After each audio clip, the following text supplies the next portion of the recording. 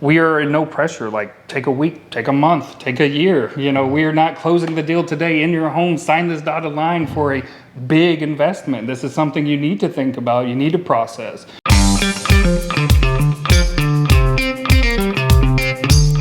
All right, folks, so up next, I'm super excited to have one of our install partners here, True Texas Solar. They're a fantastic local company. We've been working with you guys now for almost a year. Yeah. They've been doing some fantastic work for our customers. So guys, why don't we just open up and give an opportunity to tell a little bit about yourselves and about your company. Josh, we'll start with you, and then we'll go with Cartwright here. Yeah, so we're a new firm here, located local to Texas. We grassroots here, raised here, our generations. My business partner Reg Dawson, who's big part of what we do, has over about 50 years of Conroe history, and I think he's at 2 or 3 generations there.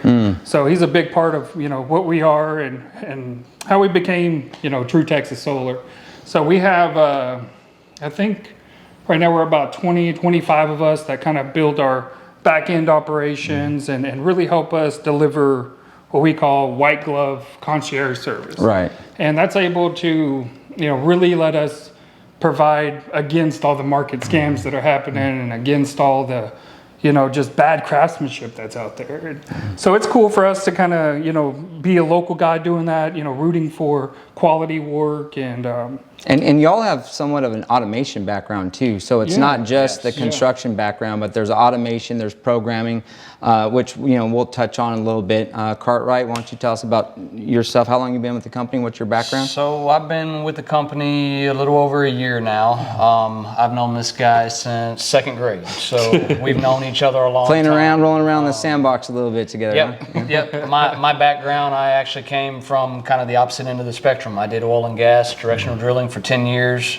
Got into doing home automation with this guy. I was actually doing home automation when I got the call to come over and run jobs for him. They needed a project manager, and his exact call to me was, I don't just want you on my team, I need you on my team. I need you here to make this happen. So here I am a year later, and we're going strong, and we're doing good things in the community, and it's trying to bless others as we do it. So. Right. So why don't we talk a little bit about how your kind of company formed? Like, why solar? There's so many different opportunities out there. You could have been a home builder, you could have been a developer, you could have gone into home renovation. So why solar? So we've seen a big issue in the industry. So when we were doing the automation, we did very elaborate, homes with, every room had iPads in the walls, TVs and speakers, inside, outside cameras. And so as part of that, when these customers had these elaborate systems, they wanted them backed up. They wanted to be able to provide power during outages, because it does everything in their home, from their lights to their fans, et cetera.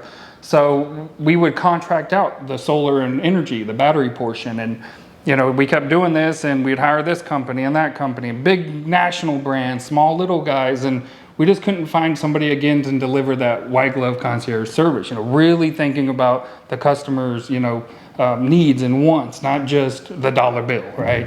And so we would contract them, and we started sitting at these different round tables with builders, architects, et cetera, and we would say, hey, here's our electrician, and here's our solar guy, and here's our battery guy, and everybody was hard to get on the same page. And when an issue would come up, they'd all point fingers across the table. And so to kind of combat that, and with us having the knowledge already of the electrical and the systems, and it was like, we can do that, we can provide that, we can be that. And so that's really what led myself and our team into this idea of being a solar and energy provider. Now y'all do everything in-house, right? So you're not subcontracting out to a bunch of different contractors. Y'all do roofing, some other things. So why don't you tell us a little bit about what are the scope of services that you offer with regard to not just solar, but what are the other types of adders that y'all offer that you do in-house? Yeah, so we have master electrician on staff. Our roof installation teams are certified through manufacturer training,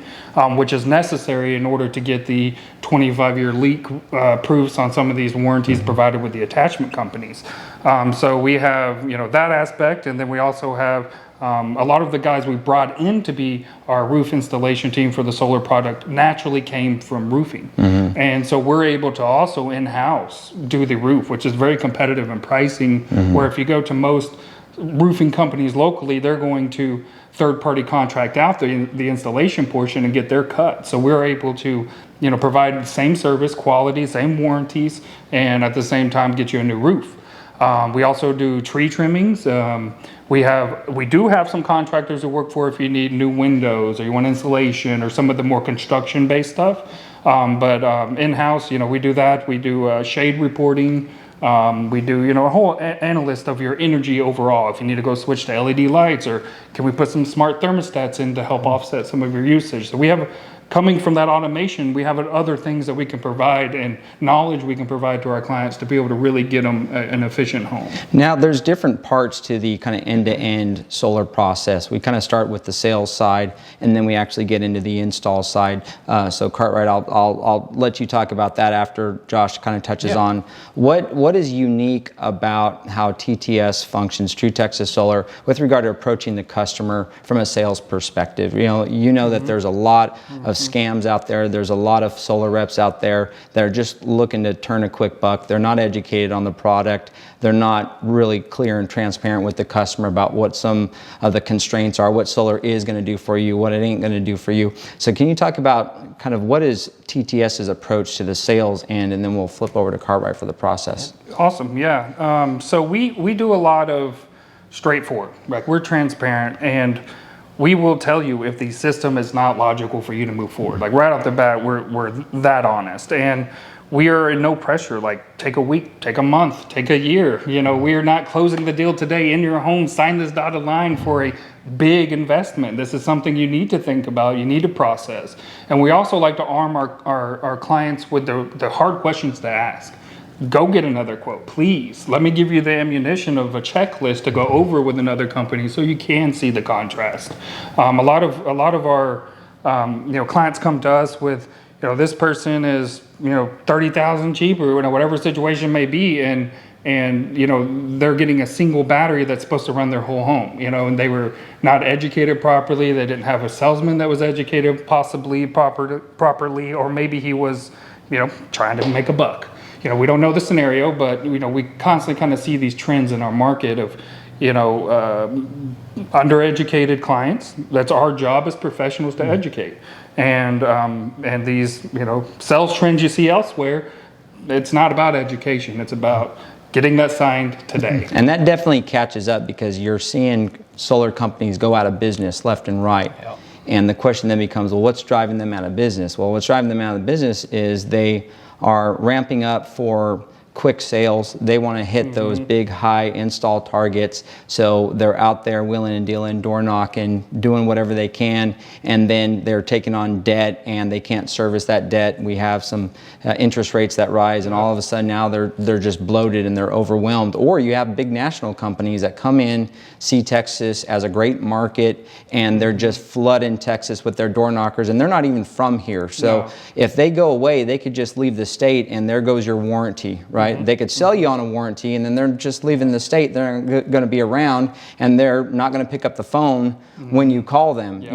I get a lot of customers that just go down this rabbit hole of automation systems or leaving voicemails, and they just never get the call back, whereas there's a personal touch, there's a human on the other end of that line, and that's what I really like about TTS. So let's talk about the install process, unless you wanted to chime in on that. I was going to say with that, so our company itself, we have personally taken on a lot of jobs that people have done that. They've been sold a system, it hasn't worked. They're paying this bill on it, plus paying an electric bill, have not had a system functioning. TTS has personally taken a personal loss on revenue to take care of people within our community, because that is actually what we have built our company and our moral values around. So that's something that we believe in, giving back to the community, and someone that has been taken advantage of, we just try to make it right for them and try to make the best of the situation. And that's just called good business. That's how companies used to work.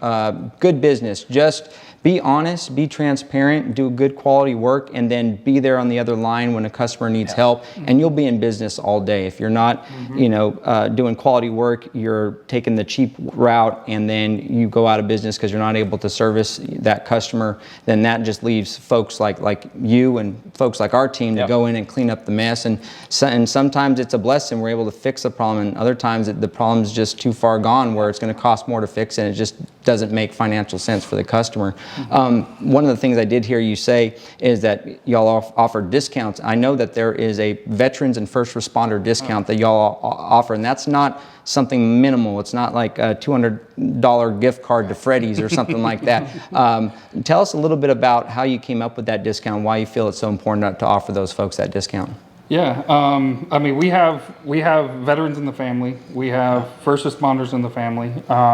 And at the beginning, I was saying we're a family-owned business, and so, you know, we see the value of our freedom in America. We understand that, and we're blessed to have that. It really is a substantial discount, and we see that valuable just from a moral view, honestly. So lead us into the install process. So the customer likes the design, they like the proposal, they sign the contract. What's next? Can you kind of walk our customers through that process? Once we get all that signed off on, my design comes into the office. I go over, I get a parts list, I make sure I get all the material. After we get our material ordered and we get it scheduled with the client, our teams are actually built different than a lot of other install companies in the area. We actually have a dedicated project manager that is on every single one of our installs. I myself, I'm the senior project manager. If there's any big issue or big question that happens out in the field, I'm normally the one that gets called in. So once our material is on site, we get there. Even though the customer's seen the design, I like to personally, or whatever project manager's on site, get the client. I go over with the initial design, with kind of show them where my equipment's going to be placed, if I've got to run conduit on the side of your house, where I'm going to run it.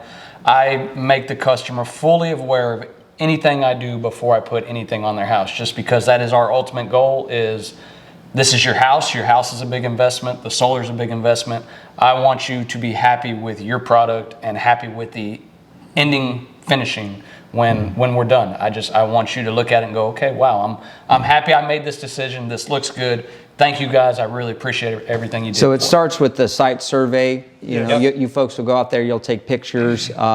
One of the frequently asked questions we get is, do I need to be home? So does the customer need to be home for the site survey? If so, like what part of the site survey involves the customer? So for the most part, yes, the customer needs to be home because we need access to the attic.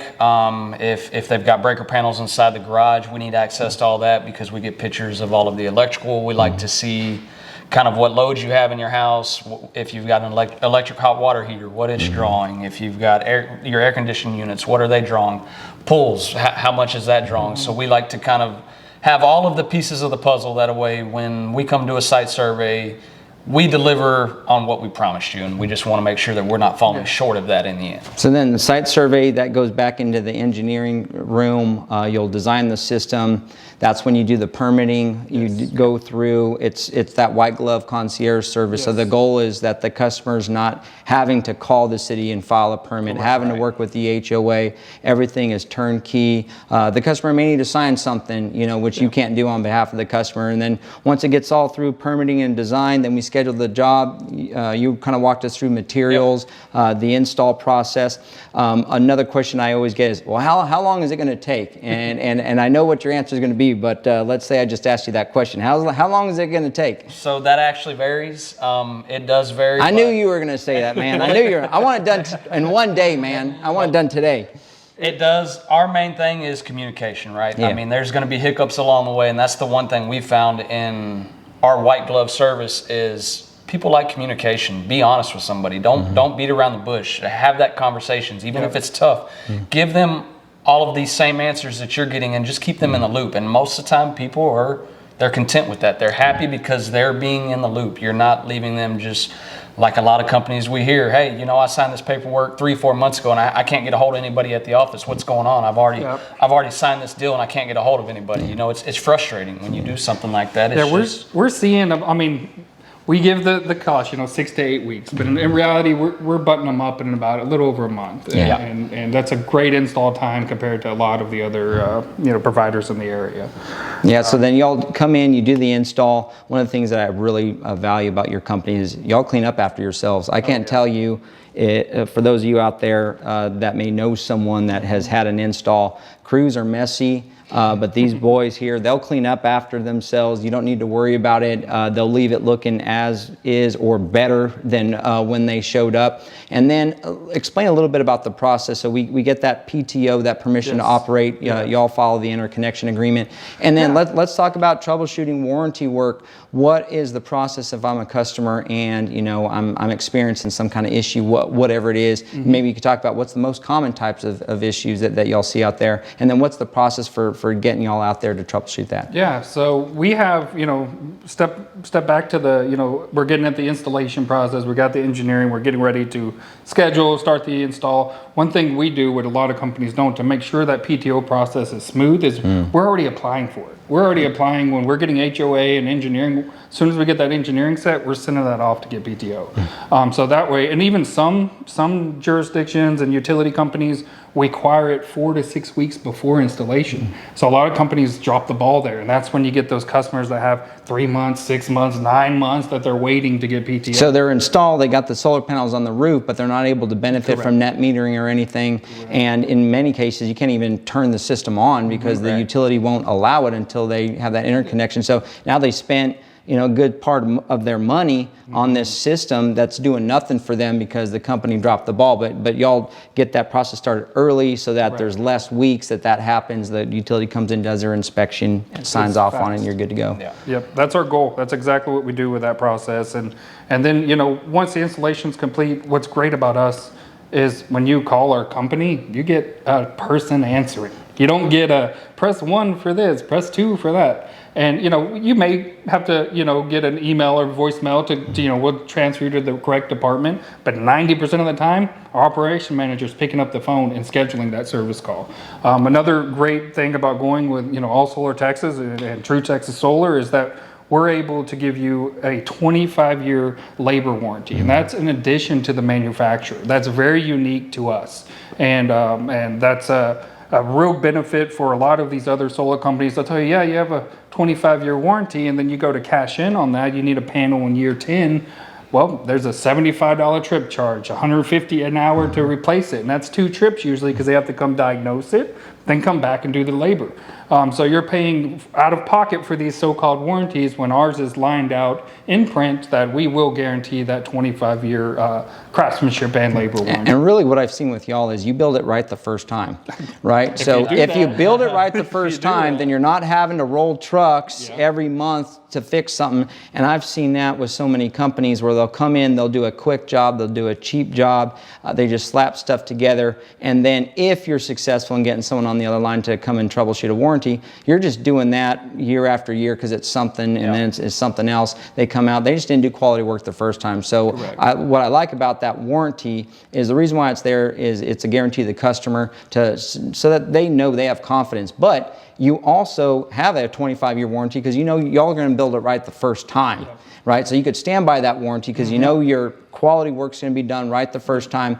But there are things that happen, and it may not be with the craftsmanship. It may be a faulty inverter. It may be a solar panel connectivity issue with the communication chip, or all sorts of things. But it's nice to know that y'all are there. So let's talk a little bit about the Texas market in particular, because what I like about True Texas Solar is you're not some big out-of-state installer that came in and is just trying to get their money and leave. You're here, you're born here, you're from here. Let's talk a little bit about what you're seeing here with the Texas market. What is the biggest driver that you see with customers giving you a call and wanting to go solar?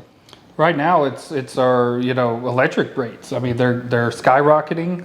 The natural gas prices are going up. Commodities are trading at higher rates than we've seen in a long time, and so that's short term. That's making the customers' bills bigger, right? It's getting larger notes in the mailbox, and so that's a big driver for us. And then we're also seeing the people that are energy conscious. They want to have a lower impact on our ecosystems and our climate, and so they're striving to do their part, do what they can to reduce their carbon footprint.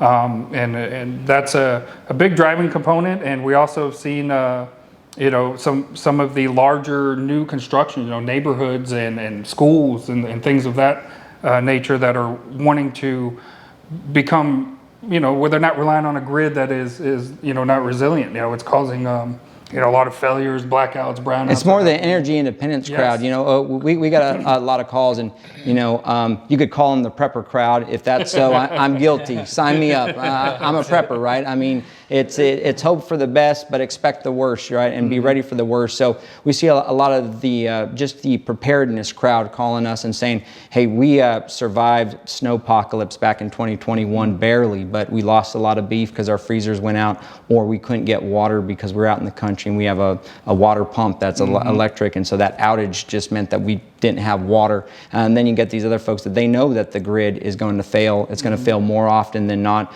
Y'all seen in the news with ERCOT recently.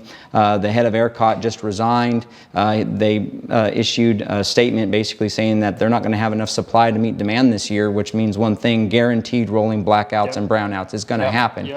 And so the folks out there that are on medical life-saving equipment, they can't afford for a blackout. Folks that are out there in the country where they got those water wells and these things, and they need these appliances to run, especially if you got older folks at home or you're sensitive to the heat. I mean, man, if it gets 110 on the heat index and your AC's out, that's sometimes it's a threat to your own health, right? And then other times it's just an inconvenience depending upon who you are. But I see that a lot, the what you would call those folks that are looking for energy independence. And then let's talk about what a package like that would look like. So one of the most frequently asked questions is, does my house still have electricity when I have solar when the power goes out, right? No batteries, no backup, just is that a thing, right? So I'll let y'all kind of talk to that a little bit. Yeah, there's a few brands that are, it's a new technology where they're attempting to do that. They have these microinverters that are grid forming, and they are, trying to run the home off of solar 100% without batteries and different scenarios. And my direct advice right now, let's see that develop some more. Let's see that grow, because we have seen issues with it. And so I want to see that, I would like to see that come in the future as a more reliable source. Right now it's a roller coaster. They work some days and some days they don't. And so I just, when I was in automation, we'd see the same stuff. Product comes out, new technology, we got to work the kinks out, and that's where we're still at with that. So it is possible today, but let's work the kinks out. The other stuff with the battery, that's the win.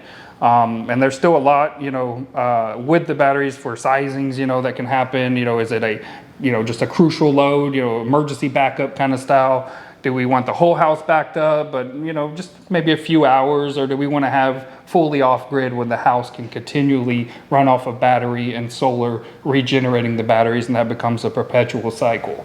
And so those are kind of how we're getting to keep your house alive when there's a grid outage.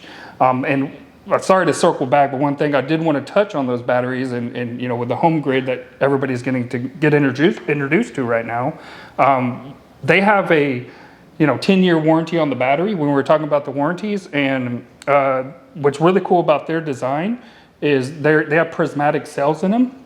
Most companies out there use either pouch, which look like those Capri Sun pouches, or they use cylindrical, which look like a bunch of D-sized Duracells soldered together.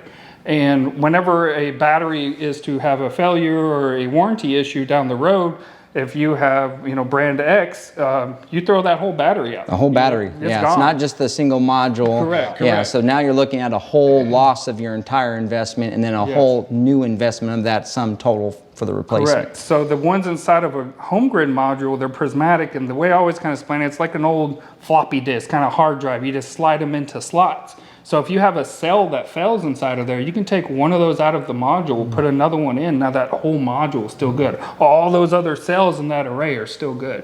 So it's a very unique serviceable item with HomeGrid batteries, and that's a lot why we like to stand behind those, and we're able to offer the warranty on those because we know it's a good product. And y'all also work with Generac too. So we have a big crowd out there that's interested in generators. And if y'all have been watching this channel long, you know that there's pros and cons of generators and batteries. But one of the nice things that I like how you approach any project is let's look at redundancy. So if the battery's not being able to charge because we have a big storm, multiple days of overcast, and it's just not able to get there, there's an option to add on a generator as well as a redundant backup system which ties into natural gas or propane. So can you talk a little bit about how you think through integrating those different components and what's available to the customer? Yeah, absolutely. So generators, we call that the trifecta, when you have the perfect scenario of solar, battery, and generator. And what that also allows you to do is maybe you don't have to invest so heavy into batteries, because what you can do is use the generator to recharge the batteries in a short spurt of time, and then you get several hours out of those batteries to run your home. So it's a very unique solution that we're very comfortable with. We've done several of them and they work great. Okay, so Cartwright, on the install side, what are some of the misconceptions that customers have about the expectations of what their system's going to deliver? I know that there's a lot of misconceptions. Folks will say, oh, well, I heard you just install one battery and it can power the whole house, right? Or something like that. So what are some of those misconceptions that you hear? And then what's some of the realities and the kind of level set the expectations for customers look in that kind of design system?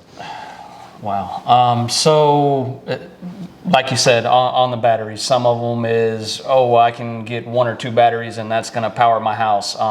One of them that I've seen in particular is some of the Generac solar systems. Their battery cabinets, they're sold as a whole home backup.